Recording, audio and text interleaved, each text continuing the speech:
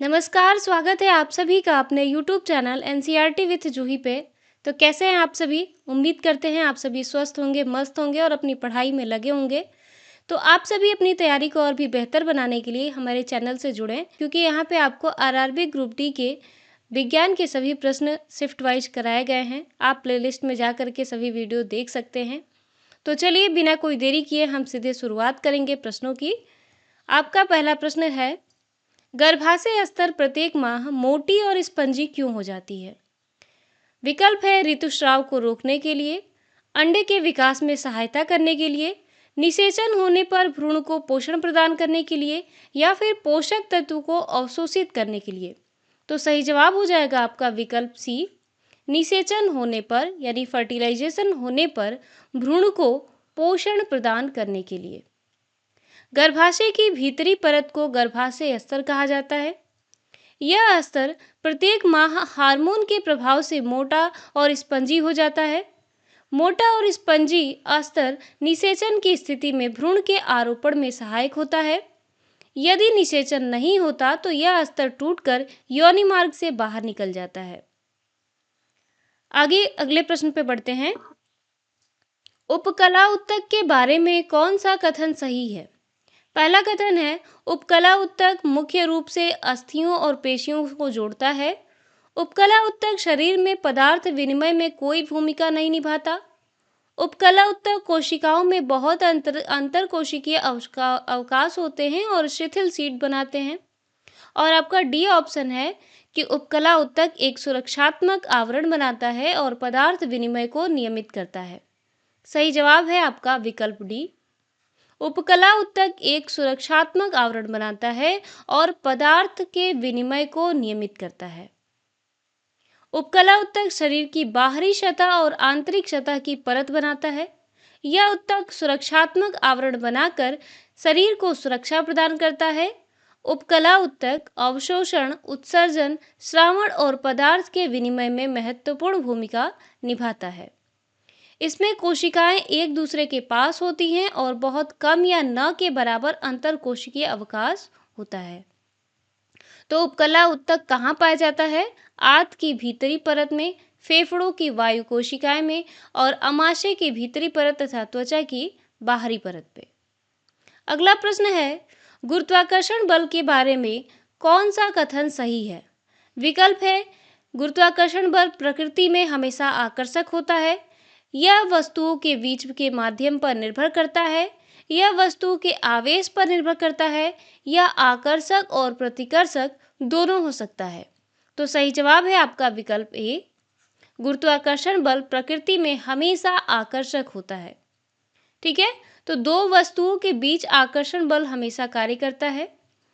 गुरुत्वाकर्षण बल दो द्रव्यमान वाली वस्तुओं के बीच कार्य करता है। यह बल वस्तुओं के द्रव्यमान के समानुपाती तथा उनके बीच की दूरी के वर्ग के व्युत्क्रमानुपाती होता है। गुरुत्वाकर्षण बल की दिशा सदैव दोनों वस्तुओं के केंद्र को जोड़ने वाली रेखा के अनुदिश होती है। गुरुत्वाकर्षण बल को न तो समाप्त किया जा सकता है और न ही उसे परिरक्षित होता है। अगला प्रश्न है, किसी तत्व की एक दूसरे से संयोजन क्षमता मुख्यतः निम्नलिखित में से किस पर निर्भर करती है? ऊर्जा स्तर की संख्या पर, न्यूट्रॉन की संख्या पर, प्रोटॉन की संख्या पर या फिर संयोजी इलेक्ट्रॉन की संख्या पर? सही जवाब है आपका विकल्प डी, संयोजी इलेक्ट्रॉन की संख्या। संयोजी इलेक्ट्रॉन क्या होते हैं? तो बाह्यतम ऊर्जा स्तर में उपस्थित इलेक्ट्रॉनों को ही संयोजी इलेक्ट्रॉन कहते हैं। किसी तत्व की संयोजन क्षमता मुख्यतः उसके संयोजी इलेक्ट्रॉन की संख्या पर निर्भर करती है। संयोजी इलेक्ट्रॉन वे इलेक्ट्रॉन होते हैं जो परमाणु के बाह्यतम ऊर्जा स्तर में उपस्थित होते हैं। परमाणु स्थिर अवस्था प्राप्त करने के लिए संयोजी इलेक्ट्रॉनों का त्याग करता है, उसे प्राप्त या फिर साझा करता है। देखते हैं अगले प्रश्न को। असमान गति से किसी वस्तु के लिए दूरी समय ग्राफ की प्रकृति क्या होगी? विकल्प है, एक वक्र रेखा, एक सीधी रेखा, एक ऊर्ध्वाधर रेखा या एक क्षैतिज रेखा। तो सही जवाब है आपका विकल्प ए, एक वक्र रेखा। समान दूरी त्वरण गति में दूरी समय ग्राफ एक सीधी रेखा होता है। जब किसी वस्तु की गति असमान होती है तो दूरी समय ग्राफ सीधी रेखा नहीं होता। असमान गति में वस्तु की चाल निरंतर बदलती रहती है, इसलिए ग्राफ वक्राकार होता है। वक्र रेखा की ढलान हर बिंदु पर बदलती है, जो बदलती चाल को दर्शाती है। अगले प्रश्न में देखेंगे कि जब किसी वस्तु को उत्तल लेंस के सामने अनंत पर रखा जाता है तो बनने वाला प्रतिबिंब कहाँ होता है? प्रकाशिक केंद्र पर, आभासी और आवर्धित, फोकस पर, वास्तविक और अत्यधिक क्षीण या अत्यधिक छोटा, f और 2f के बीच वास्तविक और उल्टा, या 2f पर वास्तविक और समान आकार का। तो सही जवाब है आपका विकल्प बी, फोकस पर, वास्तविक और अत्यधिक क्षीण या फिर अत्यधिक छोटा। तो जब वस्तु अनंत पर होती है तो लेंस पर समानांतर प्रकाश किरणें आपतित होती हैं। उत्तल लेंस समांतर किरणों को अपवर्तित करके एक बिंदु पर मिला देता है। आप यहाँ पे देख सकते हैं, ठीक है। यहाँ पे सभी चीज़ें क्या हैं, सभी बिंदु जो है कि एक बिंदु पर आकर के सभी किरणें जो है कि मिलती हैं। ऐसी स्थिति में बनने वाला प्रतिबिंब फोकस पर वास्तविक, उल्टा और अत्यधिक क्षीण होता है। प्रतिबिंब का आकार वस्तु से अत्यधिक छोटा होता है। यह सिद्धांत दूर स्थित वस्तु के अवलोकन हेतु दूरदर्शी के कार्य में प्रयुक्त होता है। अगला प्रश्न है, निम्नलिखित में से कौन सा कथन द्रव के गुणधर्मों का सर्वोत्तम रूप से वर्णन करता है? विकल्प है कोई निश्चित आकृति नहीं, निश्चित आयतन, निश्चित आकृति, निश्चित आयतन, कोई निश्चित आकृति नहीं, कोई निश्चित आयतन नहीं, या निश्चित आकृति, कोई निश्चित आयतन नहीं। तो आपको बताना है कि द्रव के बारे में कौन सा विकल्प जो है कि सही हो जाएगा। तो द्रव का आयतन तो निश्चित होता है, लेकिन उसकी जो आकृति है वो अनिश्चित होती है। तो कौन सा विकल्प आपका सही हो जाएगा? आपका विकल्प है ए, ठीक है। कोई निश्चित आकृति नहीं, लेकिन उसका आयतन जो है वो निश्चित होता है। द्रव का कोई निश्चित आकार नहीं होता, उसे जिस बर्तन में डालते हैं वो उसी बर्तन के आकार को ले लेता है। द्रव अपना आकार बदल लेते हैं, जिस पात्र में रखे जाते हैं उसके आकार को ग्रहण कर लेते हैं। द्रव का आयतन निश्चित होता है। द्रव कम संपीड्य होते हैं, अर्थात इन्हें अधिक दबाया नहीं जा सकता। अगला प्रश्न, कौन सा उपकरण विद्युत धारा के तापीय प्रभाव पर निर्भर करता है ताकि परिपथ और साधित्र की सुरक्षा की जा सके, और जब विद्युत धारा एक निर्दिष्ट सीमा से अधिक हो जाए तो स्वयं को पिघलाकर परिपथ को वियोजित किया जा सके? विकल्प है विद्युत लौह कुंडली, विद्युत फ्यूज, रियोस्टेट, या विद्युत बल्ब फिलामेंट। सही जवाब है आपका विकल्प बी, विद्युत फ्यूज। विद्युत फ्यूज विद्युत धारा के तापीय प्रभाव पर कार्य करता है। जब परिपथ में धारा निर्दिष्ट सीमा से अधिक हो जाती है तो फ्यूज तार गर्म होकर पिघल जाता है। फ्यूज तार के पिघलने से परिपथ टूट जाता है और धारा का प्रवाह बंद हो जाता है। यह परिपथ और विद्युत उपकरण को अधिक धारा या शॉर्ट सर्किट से होने वाले नुकसान से बचाता है। अगला प्रश्न देखते हैं, कौन सी संयोजन अभिक्रिया वायुमंडलीय प्रदूषण घटकों के उदासीनीकरण को भी दर्शाती है? यहाँ पर 4 अभिक्रियाएं दी गई हैं, तो आपका सही जवाब है विकल्प बी, CaO प्लस CO2 अभिक्रिया करके CaCO3। यह अभिक्रिया वायुमंडलीय प्रदूषण घटक के उदासीनीकरण को कैसे दर्शाती है? तो CaO यानी कि कैल्शियम ऑक्साइड वायुमंडल में मौजूद हानिकारक CO2 यानी कि कार्बन डाइऑक्साइड गैस को अवशोषित करके उसे स्थिर CaCO3 यानी कैल्शियम कार्बोनेट, जिसे चूना पत्थर कहते हैं, इसमें बदल देता है, जिससे कि प्रदूषण कम होता है। तो इस अभिक्रिया या यह अभिक्रिया वायुमंडलीय प्रदूषण घटकों के उदासीनीकरण को दर्शाती है। CO2 क्या है? एक वायुमंडल में प्रमुख प्रदूषणकारी गैस है। चूना CaO CO2 को अवशोषित करके CaCO3 में बदल देता है, जिससे कि प्रदूषण कम होता है। अगला प्रश्न, वॉशिंग सोडा। वॉशिंग सोडा का उपयोग निम्नलिखित में से क्या है? गर्म जल के उपचार में उपयोग किया जाता है, जल में मौजूद जीवाणु को मारने के लिए उपयोग किया जाता है, खाना पकाने में उपयोग होता है या जल की कठोरता को दूर करता है। तो वॉशिंग सोडा का यूज क्या होता है? तो सही जवाब है जल की कठोरता को दूर करता है। Remove the hardness of water.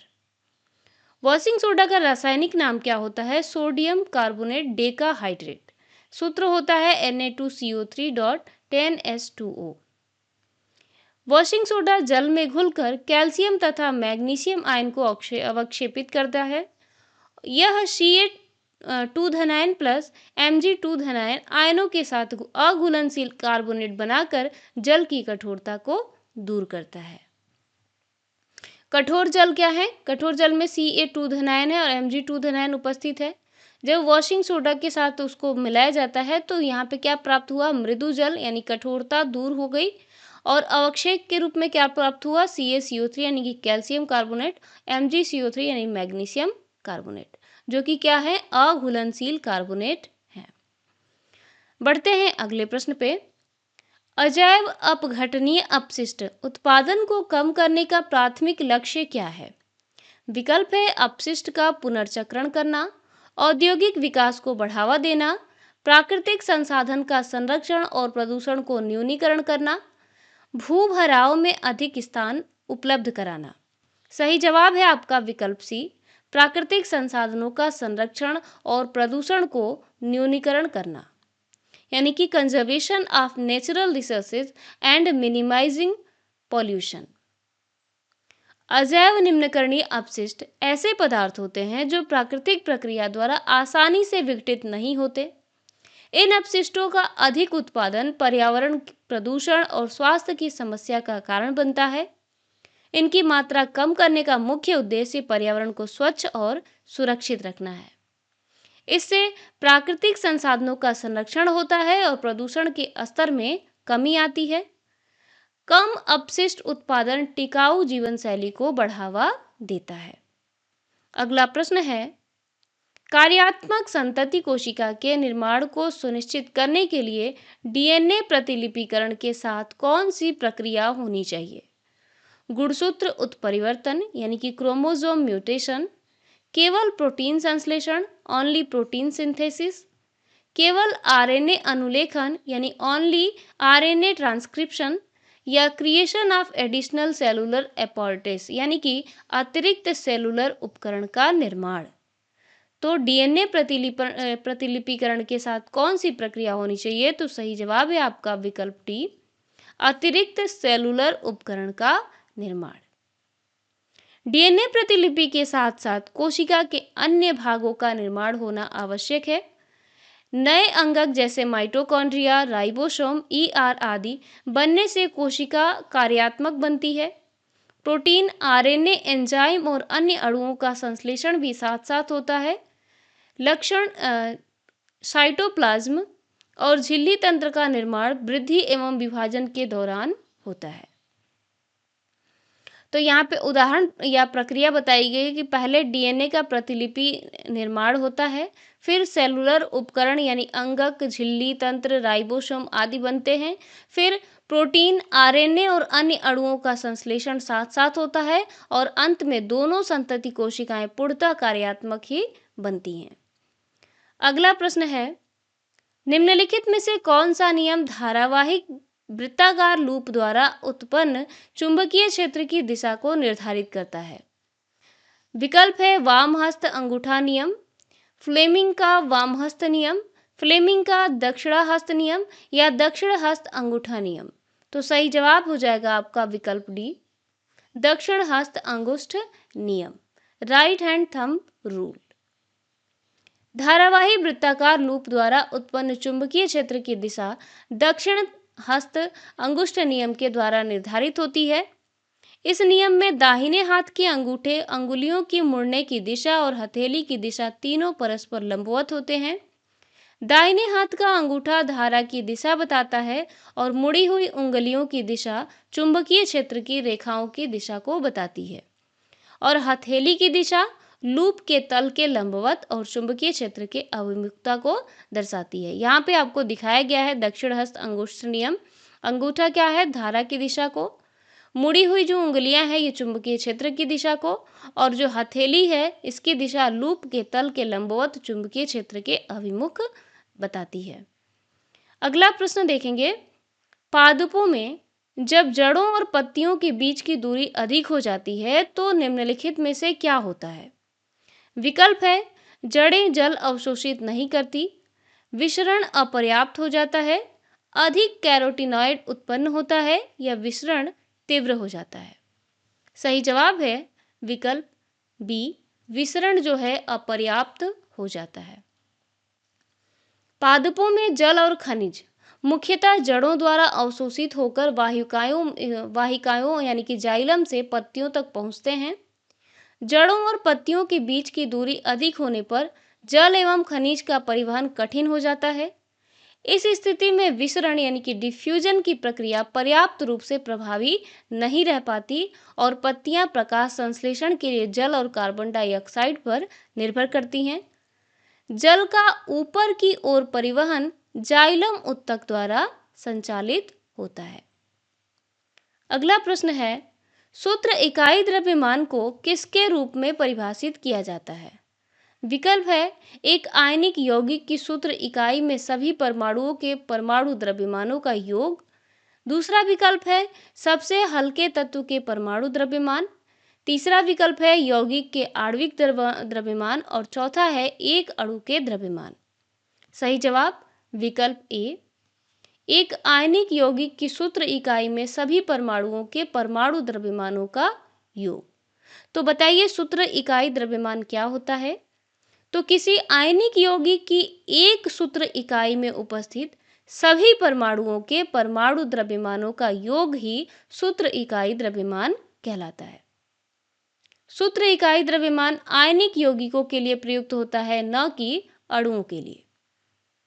यह एक आयनिक यौगिक की सूत्र इकाई में उपस्थित सभी परमाणुओं के परमाणु द्रव्यमानों का योग होता है। जैसे यहाँ पे उदाहरण बताया गया है NaCl, सोडियम क्लोराइड।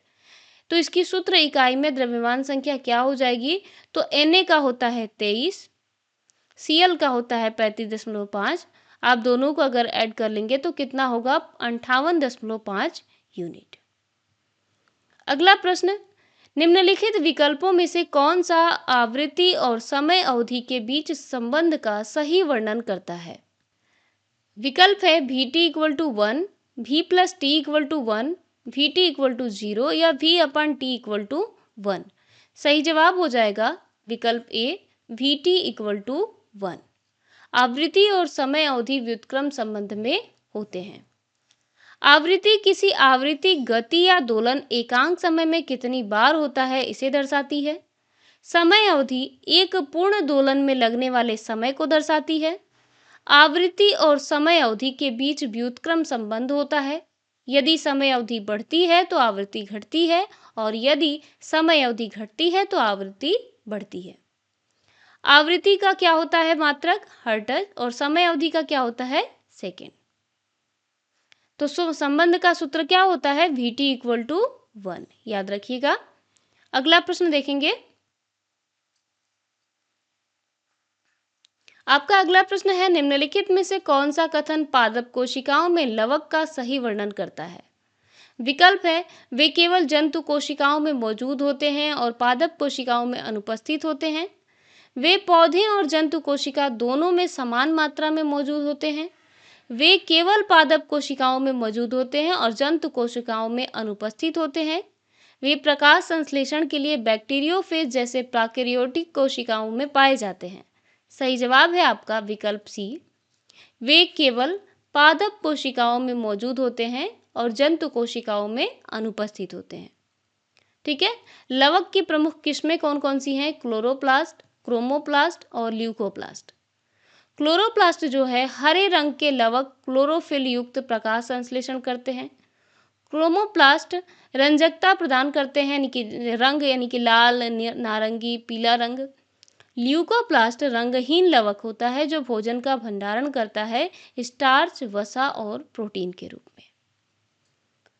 लवक पादप कोशिका में पाए जाते हैं, झिल्ली युक्त कोशिकांग होते हैं। वे केवल पादप कोशिका में उपस्थित होते हैं, जंतु कोशिकाओं में नहीं पाए जाते। लवक की 3 किस्में हैं, क्लोरोप्लास्ट, क्रोमोप्लास्ट और ल्यूकोप्लास्ट।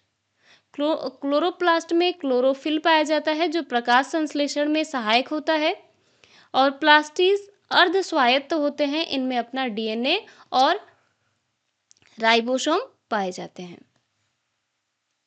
अगला प्रश्न देखेंगे, स्प्रिंग तुला ए एक सिरे पर स्प्रिंग तुला बी से जुड़ा है, जिसका दूसरा सिरा एक दृढ़ आधार पर स्थिर है।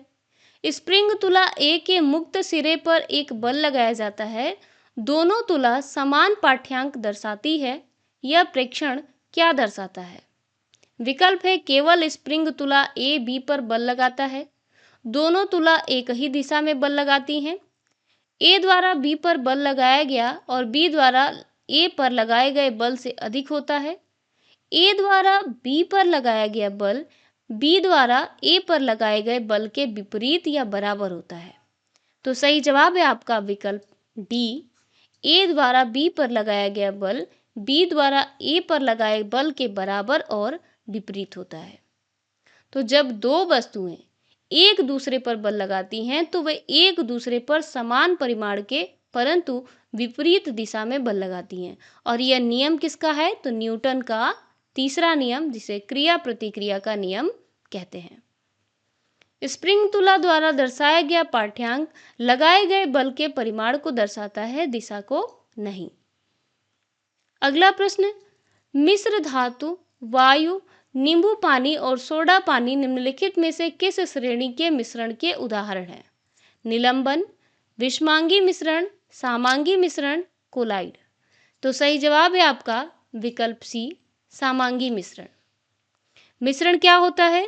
तो जिसमें दो या दो से अधिक पदार्थ भौतिक रूप से मिलते हैं, उनका रासायनिक परिवर्तन नहीं होता, उन्हें क्या कहते हैं? मिश्रण। और सामांगी मिश्रण में मिश्रण के घटकों का संगठन पूरे मिश्रण के समान होता है। सामांगी मिश्रण एक ही व्यवस्था का होता है, इसमें कहीं से भी देखने पर समान दिखाई देते हैं। मिश्र धातु जैसे कि पीतल और कांसा धातुओं के सामांगी मिश्रण के उदाहरण हैं। अगला प्रश्न देखेंगे, वह रासायनिक अभिक्रिया जिसमें दो या दो से अधिक पदार्थ मिलकर एकल उत्पाद बनाते हैं क्या कहलाती है? विस्थापन अभिक्रिया, अपघटन अभिक्रिया, संयोजन अभिक्रिया या द्विविस्थापन अभिक्रिया। तो आपको बताना है कि जिसमें दो या दो से अधिक पदार्थ मिलकर एकल उत्पाद बनाते हैं उसे कौन सी अभिक्रिया कहते हैं? सही जवाब है आपका विकल्प सी, संयोजन अभिक्रिया, कॉम्बिनेशन रिएक्शन। तो वह रासायनिक अभिक्रिया जिसमें दो या दो से अधिक पदार्थ मिलकर एकल उत्पाद बनाते हैं उन्हें संयोजन अभिक्रिया कहते हैं। इस अभिक्रिया में ऊर्जा का उत्सर्जन होता है, इसलिए ये प्रायः ऊष्माक्षेपी होती हैं। इसका सामान्य रूप क्या है? A+B अभिक्रिया करके AB। संयोजन अभिक्रिया के उदाहरण है मैग्नीशियम का ऑक्सीजन में जलना, हाइड्रोजन का क्लोरीन से मिलना। देखेंगे अगले प्रश्न को।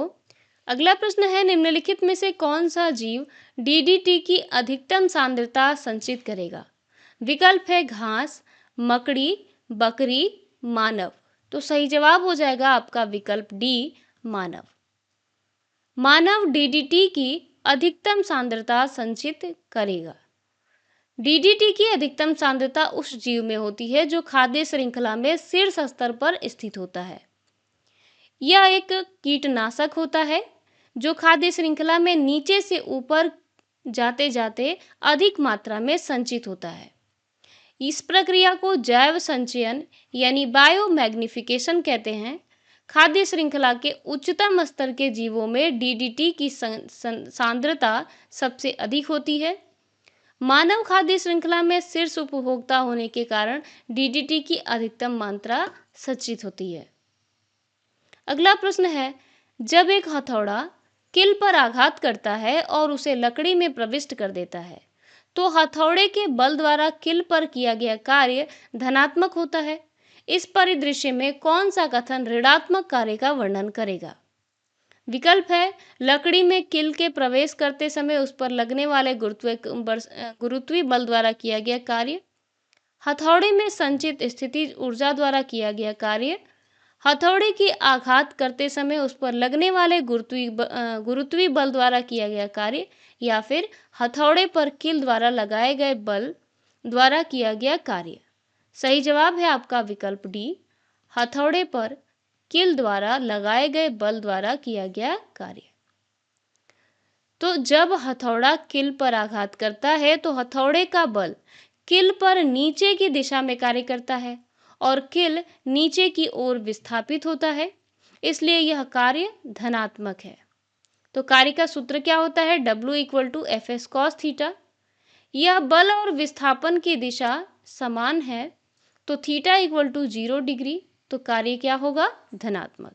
और यदि बल और विस्थापन की दिशा विपरीत है तो θ=180 डिग्री, तो कार्य क्या होगा? ऋणात्मक होता है। अगला प्रश्न देखेंगे, कार्बन में पाए जाने वाले कौन से दो गुणधर्म बड़ी संख्या में कार्बन यौगिक के निर्माण के लिए मुख्य रूप से उत्तरदायी हैं? विकल्प है उच्च परमाणु द्रव्यमान और बड़ा परमाणु आकार, चतुसंयोजकता और श्रृंखलन, आयनिक आबंध बनाने और इलेक्ट्रॉन को त्याग करने की प्रवृत्ति, धात्विक लक्षण और चालकता। सही जवाब है आपका विकल्प बी, चतुसंयोजकता और श्रृंखलन।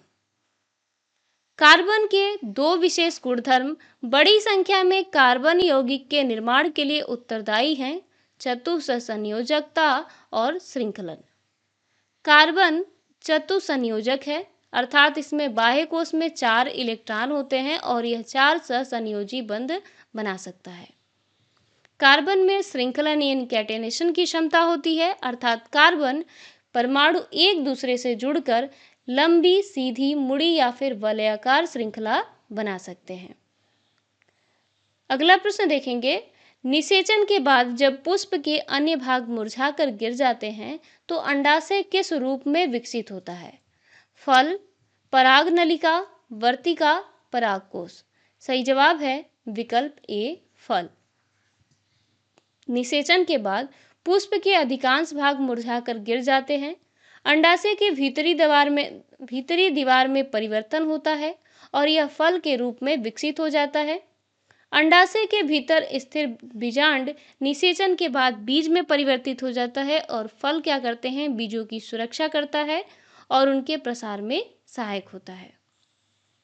अगला प्रश्न देखेंगे, छोटे द्वारक वाले गोलीय दर्पण के लिए वक्रता त्रिज्या और फोकस दूरी के बीच क्या संबंध है?